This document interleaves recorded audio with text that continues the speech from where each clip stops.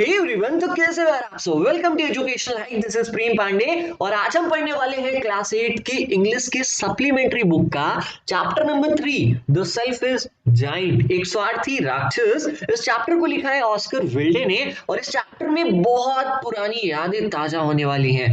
Chapter को continue करने से पहले मैं आपको बता दूं कि इस सप्लीमेंट्री बुक से हमने ऑलरेडी 2 चैप्टर्स अपलोड कर रखे हैं। अगर आपने उन दोनों चैप्टर्स को अभी तक नहीं देखा है यार, तो ऊपर आई बटन पे क्लिक करके देख सकते हो या नीचे इसी वीडियो के डिस्क्रिप्शन बॉक्स में आपको लिंक मिल जाएगी उन वीडियोस की। क्लिक करिए और वीडियोस को देखिए। मैं आपको बता दूं कि हमने ऑलरेडी क्लास 8 की साइंस और क्लास 8 की इंग्लिश का एक सेपरेट प्लेलिस्ट अपने चैनल पे बना के रखा है। आप ऊपर आई बटन पे लिंक पे क्लिक करिए, उन प्लेलिस्ट पर जाइए और चैप्टर वाइज वीडियोस को देखिए। अगर आप नए हो हमारे चैनल पे यार, तो चैनल को सब्सक्राइब कर सकते हो एंड बेल आइकन को भी प्रेस करिए ताकि हमारी वीडियोस की नोटिफिकेशन सबसे पहले आपको मिले। तो चलिए स्टार्ट करते हैं चैप्टर नंबर 3 का line by line Hindi explanation. जैसा कि आप देख पा रहे हो, इसमें फर्स्ट पार्ट लिखा है, दैट मींस कि ये पूरा चैप्टर 2 पार्ट्स में डिवाइडेड है, इसलिए हमने भी इस पूरे चैप्टर को 2 वीडियोस में कवर किया है। आज हम पार्ट 1 पढ़ने वाले हैं। अब इस वीडियो में हम क्या पढ़ेंगे, यहां पर कुछ ओवरव्यू दिया गया है, इसे पहले पढ़ लो ताकि हमें एक आइडिया मिल जाए कि इस चैप्टर में हम क्या पढ़ने वाले हैं। The giant's garden was beautiful and children love to play in it. इस चैप्टर में एक राक्षस है और उसका एक बहुत प्यारा सा बगीचा है। उस बगीचे में बच्चे खेलना काफी पसंद करते हैं। द जायंट वाज सेल्फिश, लेकिन जो वो राक्षस है वो काफी स्वार्थी था, इसलिए उसने अपने बगीचे के चारों ओर ऊंची ऊंची दीवारें घिरवा ली। Children did not enter the garden thereafter. उस दिन के बाद बच्चे उस गार्डन में तो नहीं जा पाए और ना ही उस गार्डन में वसंत ऋतु का मौसम आया और ना ही गर्मियों का मौसम आया। दैट मीन्स कि उस बगीचे का मौसम चेंज ही नहीं हुआ और तब तक उस बगीचे का मौसम नहीं बदला जब तक उस राक्षस का हृदय जो है पिघल नहीं गया और उस राक्षस ने दोबारा बच्चों को अपने गार्डन में आने की परमिशन जब तक नहीं दी, तब तक उसके गार्डन में ठंडियां ही रही। ठीक है, चलो स्टार्ट करते हैं इस चैप्टर को। Every afternoon as they were coming from school the children used to go and play in the giant's garden. हर दोपहर जब बच्चे स्कूल से लौट कर आया करते थे तो वो उस राक्षस के बगीचे में जाते थे और वहां पर खेला करते थे। It was a large lovely garden with soft green grass. ये बगीचा काफी बड़ा था और काफी लवली था, काफी प्यारा था। इस बगीचे में बहुत मुलायम हरी घास लगी हुई थी। Here and there over the grass stood beautiful flowers like stars. यहां वहां उन हरी घासों के ऊपर बहुत ही प्यारे प्यारे फूल लगे हुए थे और फूल ऐसा लग रहा था उन्हें देखकर जैसे आसमान में तारे लगे हुए हों। And there were 12 peach trees that in the springtime broke out in delicate blossoms of pink and pearl. उस बगीचे में 12 पीच के पेड़ थे, 12 आड़ू के पेड़ थे। आड़ू कुछ ऐसा फल होता है, इनके पेड़ 12 थे उस बगीचे में और ये पेड़ जो है वो वसंत ऋतु में बहुत ही मुलायम, बहुत ही प्यारा सा पिंक कलर का फूल देते थे। जो वो फूल था वो पिंक और पर्ल कलर का था। पर्ल का मतलब होता है मोतियों जैसा, बिल्कुल ऐसे कलर का वो फूल होता था, समझिए। And in the autumn bore rich fruit. और ये पीच के जो पेड़ थे, ये जो आड़ू के पेड़ थे, ये वसंत ऋतु में तो फूल दिया करते थे लेकिन पतझड़ के मौसम में ये फल दिया करते थे। The birds sat on the trees and सैंग so sweetly. जो पक्षियां थी उस बगीचे में वो पेड़ों पर बैठ जाया करती थी और इतना प्यारा गाया करती थी that the children used to stop their games, कि बच्चों को अपना खेल रोकना पड़ता था उन पक्षियों के गाने सुनने के लिए। How happy we are here they cried to each other. और वो बच्चे उन पक्षियों का गाना सुनते थे, उस बगीचे में खेलते थे और एक दूसरे से चिल्लाकर कहते थे कि how happy we are here, हम इस बगीचे में कितना खुश हैं। One day the giant came back. He had been to visit his friend the Cornish Ogre. एक दिन वो राक्षस वापस आ गया। वो राक्षस कहाँ गया हुआ था? वो राक्षस अपने दोस्त के यहाँ पर घूमने गया था और उसका दोस्त कौन था?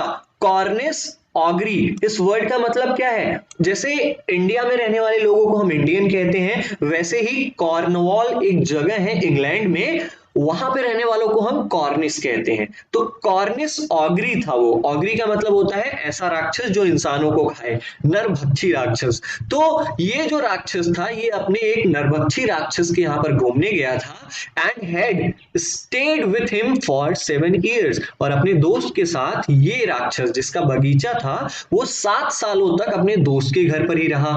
When he arrived, he saw the children playing in the garden. जब वो अपने घर वापस आता है तो वो देखता है उसके प्यारे, उसके बड़े से बगीचे में बच्चे खेल रहे थे। What are you doing here? He cried in a very gruff voice. वो राक्षस जैसे ही बच्चों को देखता है वो गुस्सा हो जाता है और गुस्से से कहता है What are you doing here? तुम सब यहाँ पर क्या कर रहे हो? वो बहुत ग्रफ वॉइस में, बहुत गुर्राती हुई आवाज में कहता है तुम सब यहाँ पर क्या कर रहे हो? बच्चे जैसे ही उस राक्षस की आवाज सुनते हैं, चिल्ड्रेन रैन अवे, बच्चे वहां से दौड़ के भाग जाते हैं। अब आगे पढ़ते हैं इस चैप्टर के। My own garden is my own garden send the giant. जैसे ही राक्षस अपने बगीचे में जाता है और बच्चे वहां से भागने लगते हैं, जैसे देख रहे हो ये फिगर आप, जैसे ही राक्षस इस बगीचे में पहुंचा बच्चे भागने लगे। राक्षस बगीचे में पहुंचकर कह रहा है कि my own garden is my own garden, मेरा बगीचा केवल मेरा बगीचा है। एनीवन कैन अंडरस्टैंड दैट, और सभी को ये बात समझ में आनी चाहिए। And I will allow nobody to play in it, और मैं किसी को इस बगीचे में खेलने नहीं दूंगा बट माई सेल्फ, इस बगीचे में केवल मैं खेलूंगा क्योंकि ये केवल मेरा बगीचा है। So he built a high wall all around it, और इसलिए इस राक्षस ने अपने बगीचे के चारों ओर ऊंची ऊंची दीवारें घिरवा दी। And put up a notice board, और अपने गार्डन के बाहर एक नोटिस बोर्ड लगवा दिया, और उस नोटिस बोर्ड में लिखा था कि ट्रेसपासर्स विल बी प्रोसिक्यूटेड, मतलब चोरी से घुसने वाले लोगों को दंड दिया जाएगा। ट्रेसपासर्स का मतलब क्या होता है? घुसपैठिए, जो चोरी से कहीं पे घुस जाते हैं। तो राक्षस ने लिखवाया कि बाहरी लोगों का आना यहाँ पर मना है, मतलब कि अगर चोरी से कोई आता है तो उसे दंड मिलेगा। He was a very selfish giant, ये राक्षस काफी स्वार्थी राक्षस था। The poor children had now nowhere to play, अब उन बेचारे बच्चों के पास कोई ऐसी जगह नहीं थी जहां पर वो खेल सकें। They tried to play on the road but the road was very dusty, वे लोग सड़क पर खेलने की कोशिश करते थे लेकिन सड़क काफी गंदा था, सड़क पर काफी धूल पड़ी हुई थी। And full of hard stones, और सड़क पर काफी नुकीले और ठोस पत्थर भी थे। And they did not like it, जो बच्चों को बिल्कुल पसंद नहीं थे, इसलिए वे लोग रोड पर नहीं खेल पाते थे। They used to wander round the high walls when their lessons were over, और अब उस दिन के बाद जब भी बच्चे अपने स्कूल से लेसन खत्म करके आते थे, पाठ पढ़कर आते थे, तो वो बगीचे के अंदर तो जा नहीं पाते थे, इसलिए वे बगीचे के चारों ओर जो ऊंची ऊंची दीवार लगी थी उसके चारों तरफ वॉन्डर करते थे, घूमते थे। And talk about the beautiful garden, और उस प्यारे से बगीचे के बारे में बात करते थे कि how happy we were there, कि उस बगीचे के अंदर हम कितना खुश थे। Then the spring came and all over the country there were little blossoms and little birds. जैसे जैसे समय बीतता गया, ठंडियों का मौसम बीत गया और वसंत ऋतु आ गई, स्प्रिंग का मौसम आ गया। And all over the country there were little blossoms. पूरे देश में जितने बगीचे थे हर बगीचे में छोटे छोटे ब्लॉसम्स, छोटे छोटे फूल खिल गए। एंड लिटिल बर्ड्स, और छोटी छोटी पक्षियां चहचहाने लगी। Only in the garden of the selfish giant it was still winter, लेकिन केवल उस स्वार्थी राक्षस के बगीचे में अब भी विंटर का सीजन था, अब भी ठंडियों का मौसम था। उस बगीचे में मौसम नहीं बदला। The birds did not care to sing in it as there were no children. पक्षियां भी इस बगीचे में अब गाना नहीं गाती थी क्योंकि इस बगीचे में अब बच्चे नहीं खेलते थे। And the trees forgot to blossom, और उन बगीचों के पेड़ों को देखकर ऐसा लगता था कि वो पेड़ फूल देना ही भूल गए हैं। Once a beautiful flower puts its head out from the grass, एक बार क्या हुआ कि जमीन में से एक प्यारा सा फूल निकला। But when it saw the notice board, लेकिन जैसे ही उस फूल ने उस बगीचे में लगे नोटिस बोर्ड को देखा, उस बगीचे में लिखा था कि बाहरी लोगों का अंदर आना मना है। जैसे ही फूल ने ये देखा, it was so sorry for the children, फूल को इतना दुख हुआ बच्चों के लिए कि it slipped back into the garden again, वो वापस जहां से खिला था वापस वहीं जाकर धंस गया, वहीं वापस ग्राउंड में वो जाकर अपने सर को झुका लिया। And went off to sleep, और सोने चला गया।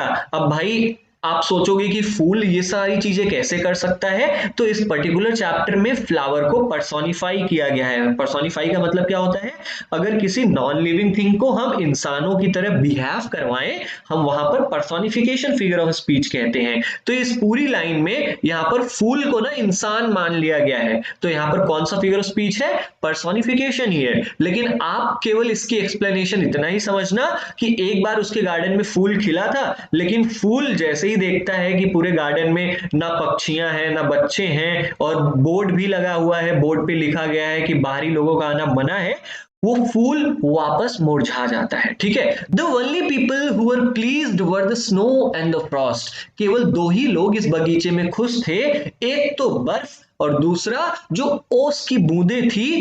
केवल यही दो लोग थे जो बगीचे में खुश थे। यहां पर देखो, स्नो एंड फ्रॉस्ट को पर्सोनिफाई किया गया है, ह्यूमंस की तरह एक्टिविटीज कराई गई हैं, जैसे स्नो एंड फ्रॉस्ट आपस में बातें करते हुए यहां पर दिखाए गए हैं। ठीक है, तो यहां पर बस इतना जान के चलना, इस पूरी लाइन में कौन सी फिगर ऑफ स्पीच है, पर्सोनिफिकेशन है। अब आगे देखते हैं बर्फ और ओस की बूंदें क्या बात करते हैं आपस में। वो कहते हैं कि spring has forgotten this garden. लगता है इस बगीचे में वसंत ऋतु आना ही भूल गई है। दे क्राइड, स्नो मतलब बर्फ और ओस की बूंदें आपस में चिल्ला चिल्ला कर बातें करती थी और कहती थी, लगता है वसंत ऋतु इस गार्डन में आना ही भूल गई है, और इसीलिए we will live here all the year round, और इसीलिए पूरे साल हम इसी बगीचे में रहेंगे। और वो दोनों काफी खुश थे।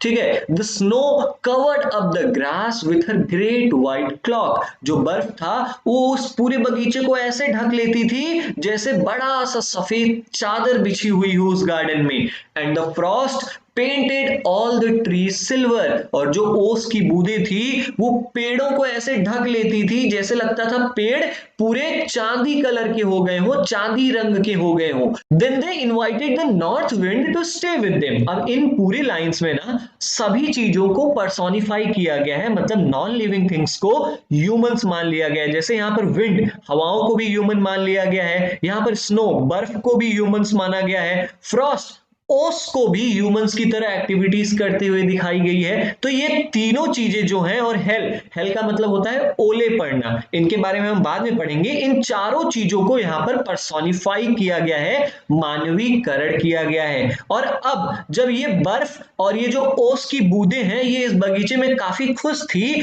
तो उन्होंने अपने एक और दोस्त नॉर्दर्न विंड, जो उत्तर की तरफ से, उत्तर दिशा की तरफ से जो हवाएं चलती हैं वो काफी ठंडी हवाएं होती हैं, उनको भी उस बगीचे में रहने के लिए बुला लेते हैं वो लोग, और हवाएं उस बगीचे में आती हैं। ही वॉज रैप्ड इन फर्स। जो नॉर्दर्न विंड थी, ऐसा लग रहा था कि वो हवाएं रोए से घिरी हुई हैं। रोआ, रोआ मतलब क्या होता है, आप जानते हो, जहां पर ठंडी हवाएं चलती हैं वहां पर लोग रोएदार स्वेटर पहनते हैं। ऐसे स्वेटर्स पहनते हैं जिसमें फर्स लगे हो, जिसमें रोए लगे हो। ठीक है, तो ये हवाएं भी उसी जगह से आई थी, तो ऐसा लग रहा था कि ये हवा जो है वो चारों तरफ से फर्स, रोए से घिरी हुई है, ढकी हुई है।